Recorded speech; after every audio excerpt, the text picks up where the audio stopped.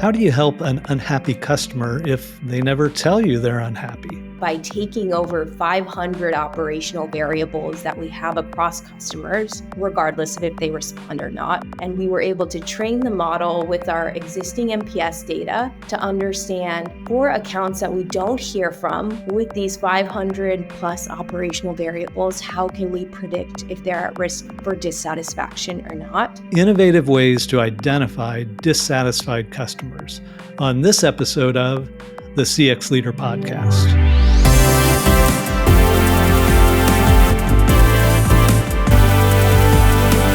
The CX Leader Podcast is produced by Walker, an experience management firm that helps our clients accelerate their XM success. You can find out more at walkerinfo.com. Hello, everyone. I'm Pat Gibbons, host of this episode of the CX Leader Podcast, and thank you for listening. It's a great time to be a CX leader, and on this podcast, we explore topics and themes to help leaders like you develop great programs and deliver amazing experiences for your customers.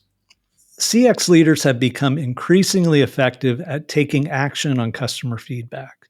Today, many organizations have effective closed-loop programs that efficiently route insights to the right person for timely action. However, there's a blind spot. The vast majority of customers, they never provide feedback.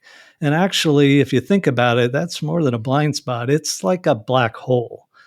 Well, our guest today has built an impressive early warning system that addresses this problem. Better yet, she's willing to share her approach so that you can do this too.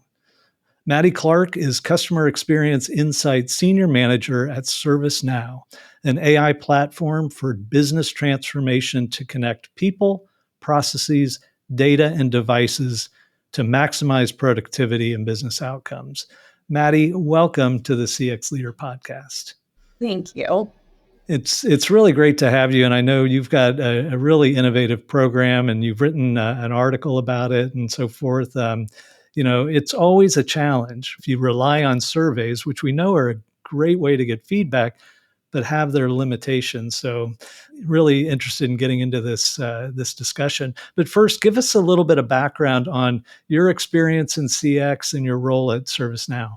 Yes, I am happy to, and I'm happy to be here and talk about all things predicted NPS.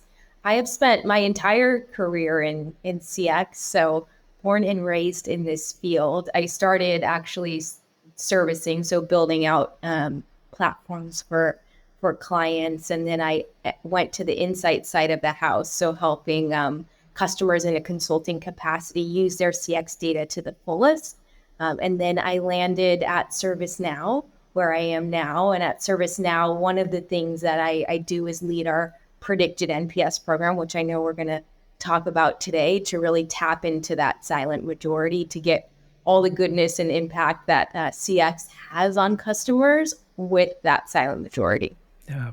Well, ServiceNow is a client of Walker's. And of course, I know a number of your colleagues and many of the impressive programs that your team runs.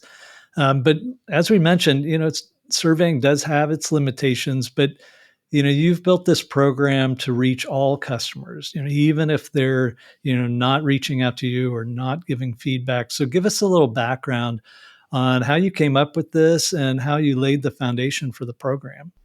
Yeah, so as you mentioned, surveying does have a huge limitation, and that is due to the fact that to touch your customers in the way that traditional CX is structured, you need to get a survey response from them. And at ServiceNow, we know that that is a minority. And so we wanted to be able to touch that silent majority. For us, that's over 70% of accounts that we don't hear from at all. Yeah. And so we knew we had a massive blind spot. And we knew that when we hear from customers and we do follow up with them, it has massive impact on future satisfaction and the bottom line. And so that's where this predicted program comes into play. Is we built a really robust NPS program at ServiceNow. We know it has massive impact on satisfaction and future bottom line numbers. So how do we tap into that for that silent majority. And that's where predicted comes into play, is we now are able to predict their satisfaction and still touch those accounts that we never hear from at all. Yeah. So, okay, I'm kind of putting myself in the role of maybe one of the leaders in your organization that would say, okay, interesting, but that sounds like magic to me. How are you going Yeah. to pull that off? Did you have to get some buy-in from some of your leaders? You hit the nail on the head before we even started. So that was pretty much the first thing that we did from a planning perspective. We didn't dream up the model. We didn't think about how to build the program from a tactical perspective. The first thing that we did was we knew we needed to establish buy-in for this program, because to your point, it is sort of a nebulous concept. I think a lot of times we hear about, predicting satisfaction, or, how do we understand the customer without them even telling us? But what we needed to do was show leaders that this is really something that will impact the bottom line to get them on board. And so the way that we established that buy-in with leaders who we needed to get on board was by showing them a dollar number. It was a really simple case. It was honestly one slide.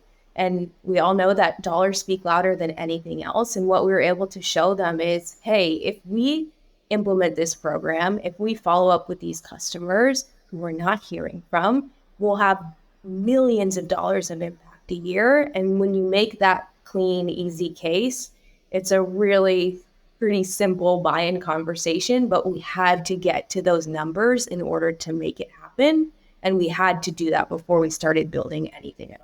Yeah.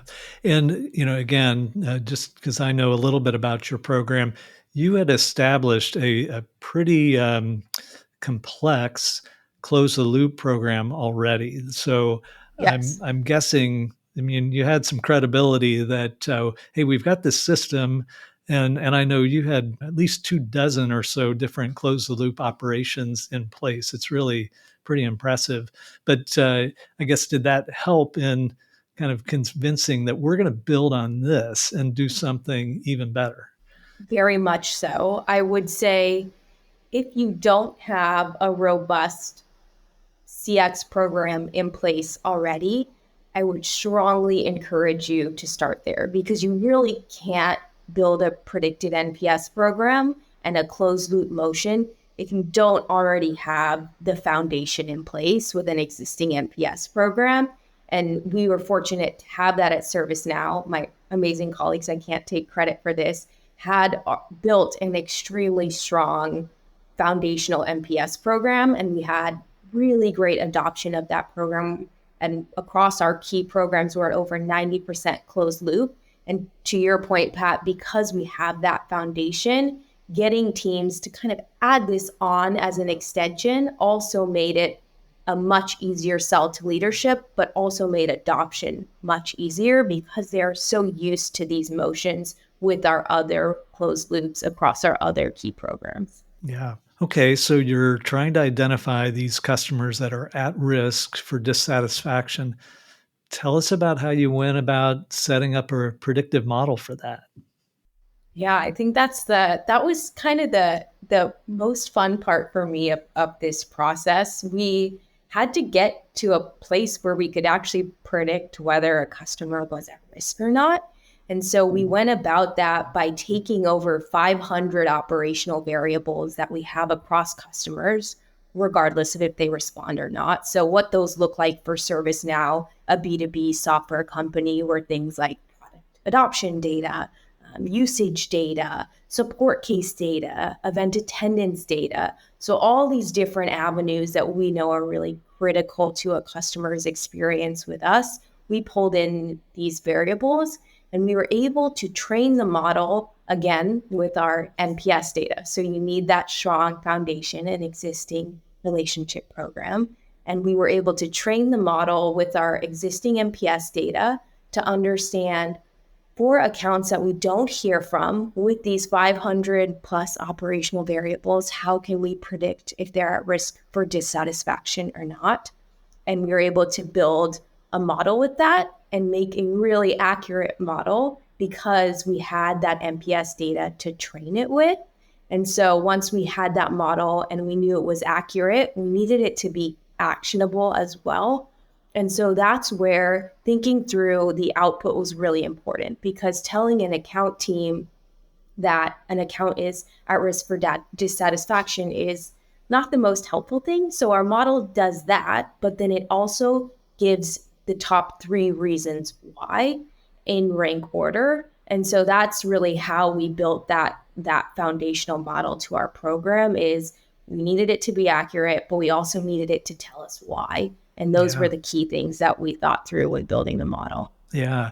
So again, if I'm following it correctly, because this gets pretty complex, it's basically, even if they didn't respond, if they meet certain criteria that, and you're comparing it to people that did respond, if they, check these boxes that were checked by the people that did respond, it's, you're pretty safe to assume that something that they're dissatisfied in some way, shape, or form, and should receive some outreach, right?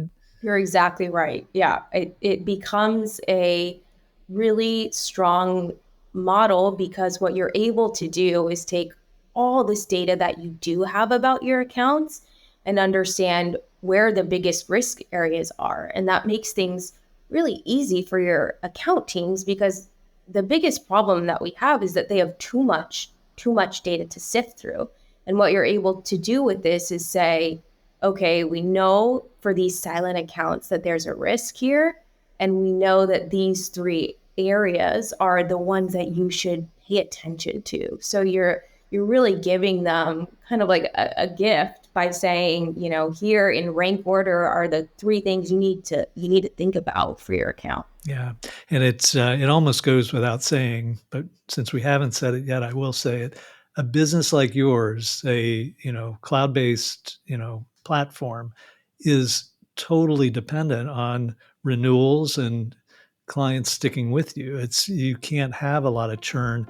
So I'm just thinking there may be people out there saying, yeah, okay, but it's okay if I don't have 100% retention. Well, in your business, retention numbers are critical, right? Very. Yes, yeah. exactly. Yeah. Yeah.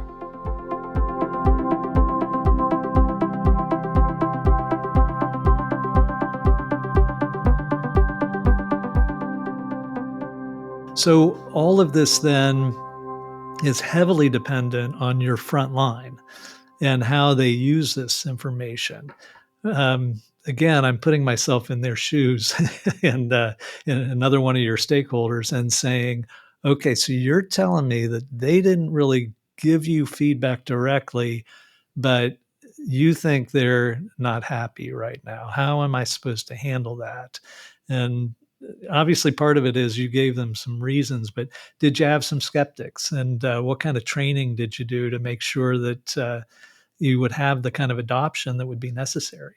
Yes, and to be totally transparent, the most challenging part of this whole process, I think everyone thinks like, oh, it's building the model.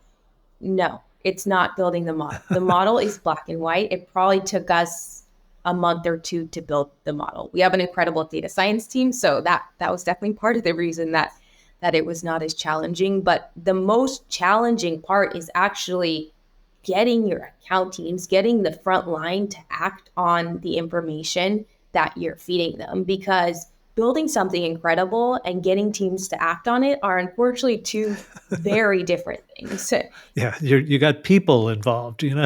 If you didn't have people to worry about, it might be easier. It just makes things tricky. And I think for us, what was kind of the worst case scenario that we were really working to solve for is we build this incredible program, but we don't get any action from it. And we know that doing that, there's really no point. And so that's why coaching and training pretty much was the most intensive part of this process for us. And I can't stress enough how important that is to make something like this successful, because you do need to get your front lines on board, because this concept is nebulous. You're not giving them a survey response from a customer. You're giving them a prediction. And that's a new muscle for our account teams. it's not something that they're used to doing. They're used to getting that direct feedback.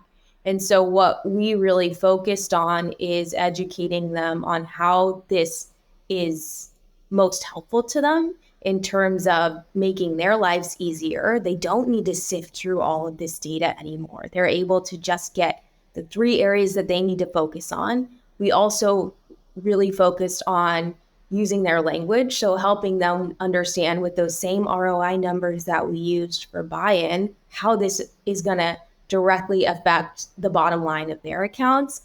And then lastly, we built extremely comprehensive enablement guides because we wanted to make this program as actionable as possible. And so the way that we orient and guide them is by saying that this is a strategic conversation. You're never going to have 100% accuracy. It is a prediction, but we do know the data behind your accounts is showing this, and you can't argue with the data.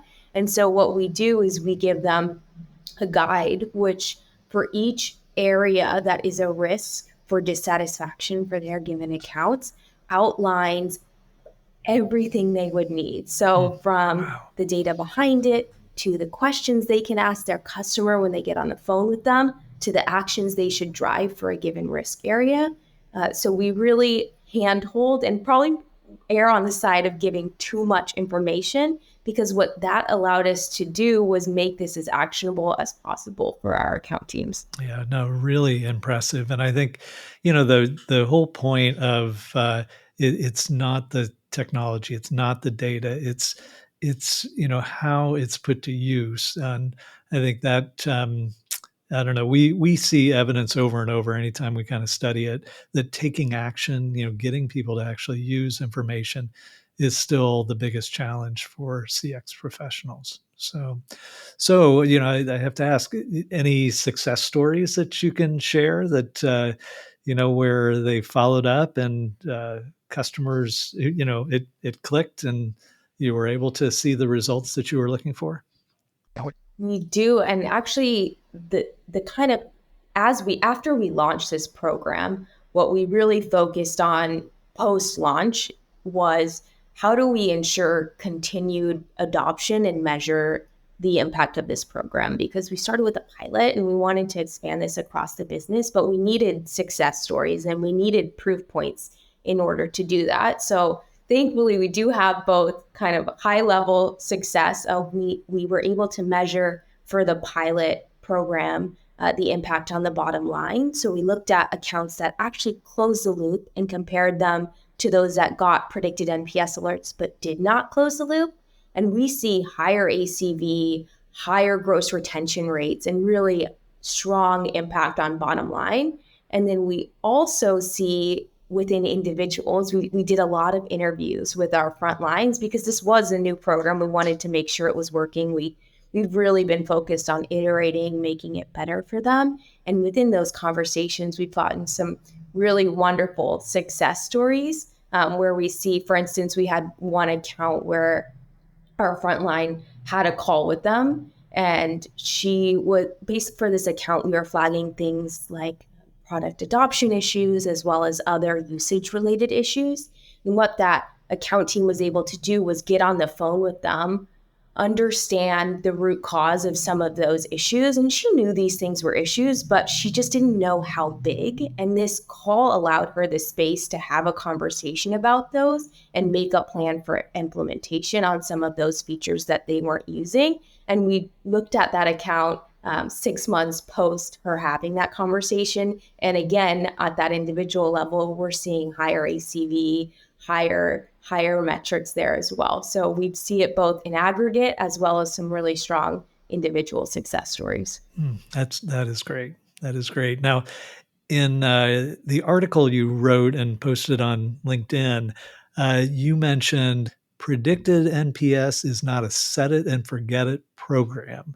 So, yes. Yeah, what have you done to just keep it going? Yeah, I think sometimes you wish it was, right? But it's something that we continue to innovate with. And Walker, as our partner, knows this. I think every month, really, we're making changes to improve the program.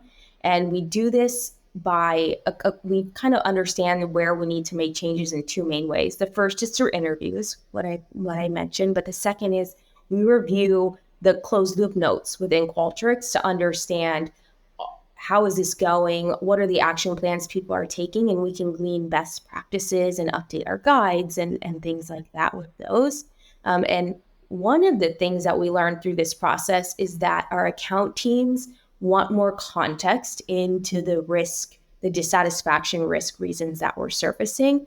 And so we're integrating with Gen AI to provide them context within their tickets with the reasoning behind a given risk indicator. So we're actually going to be able to bring in historical context as well as comparison to similar accounts and just give them all that information within one place. Whereas before, we sent them to the guide, which linked them to the relevant data. And this will just save them even more time. So we are definitely continuing to innovate, and Gen AI is the buzzword of the moment for a reason. And that's kind of our next frontier for the program. Wow. It's all really, really impressive. It's great stuff. And I think, I'm sure our listeners will find all of this really impressive and delivered on kind of what I said at the beginning. You said you'd be willing to share it so that they can do it too. Yes.